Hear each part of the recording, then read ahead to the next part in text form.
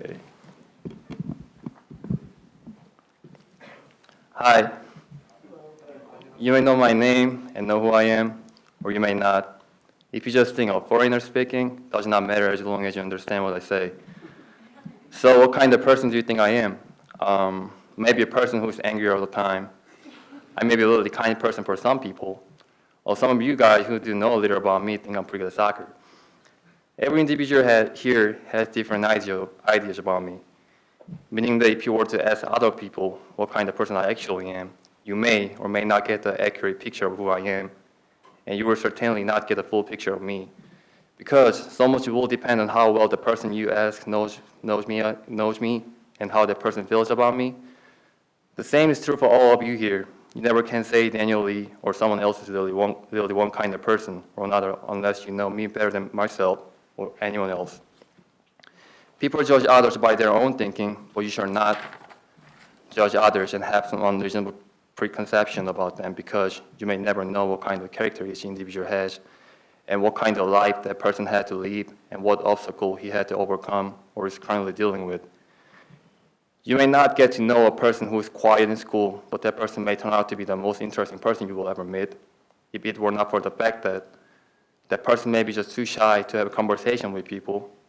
A person may appear always confident and kind to you, but that person, for all you know, may be going through a crisis of confidence or on the verge of mental breakdown. The fact is that you will never know. Character is very complicated. I do not think anyone of us here today can actually say, oh, I know myself well. I suppose that some of you actually may say you do. Are you confident? Are you sure? Your personality may be changed by some situation or environment that you have never faced before. And I'm pretty sure even you sometimes are surprised by your reaction in some extreme circumstances. I, for one, am very surprised at myself for the many changes I have undergone over the past few years. I had no idea. Well, I think that character is a very complicated issue, starting from whether it can be taught or it is simply what you are given at birth as your basic character cannot be changed. My opinion on character is also very open to debate and may be different from your opinion on the topic. Still, I wanted to persuade you to agree with my opinion on character. So I decided to tell you guys the story of Daniel Lee, which is the story that I'm best qualified to tell. Back when Daniel Lee was in grade school, his parents and everybody around him thought he was going to be the smartest kid in the school. Just because he was the tallest kid and the handsomest kid, kid in the school. Well, it may not sound right to you guys. You guys are right. It did not happen. Soon after he started grade school, he became famous as a kid who always messed around in class. I would just say, as a kid who I would just say his grade school years represent just the first stage of his maturity, because I do not really consider the grade school annually as a manifestation of his actual character. His middle school years, yeah, this is about to get real. He was then already 6 feet tall, taller and bigger than most of the kids at his school. However, his growth and maturity lagged behind his physical growth. For example, he did not realize the impact of his behavior on the classroom atmosphere, especially considering how he looked. The teacher and friends around him judged him scary. He can see now why they might have thought that, but back then, unfortunately, he had no idea why people avoided him. A kid who is angry all the time, and they even speculate that he was a member of some gang.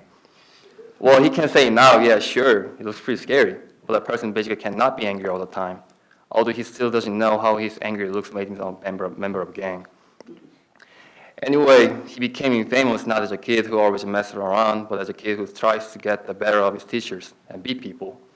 Interestingly, this theory held by other people in the middle school made him become more like the person that other people thought he was.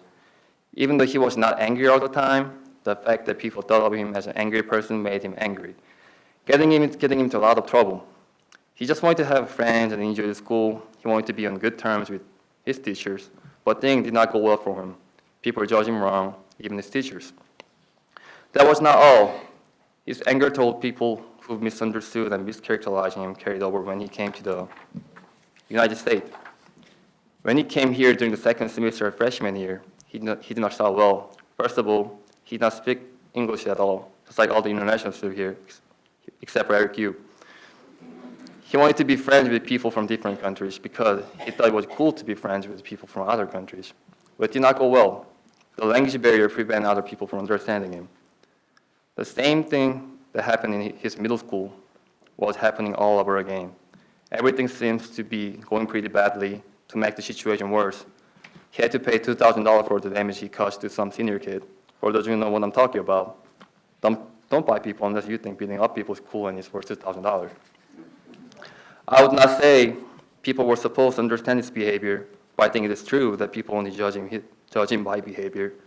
I'm not saying it is unreasonable to do so. Instead of trying to see what is making him behave the way he did and come to the place of full understanding.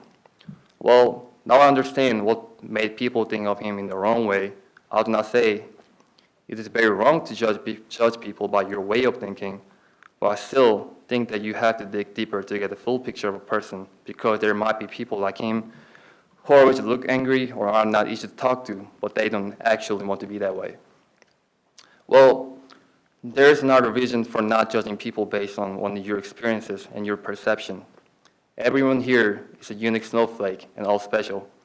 Me, I'm pretty special not just because I'm from South Korea, I'm sorry.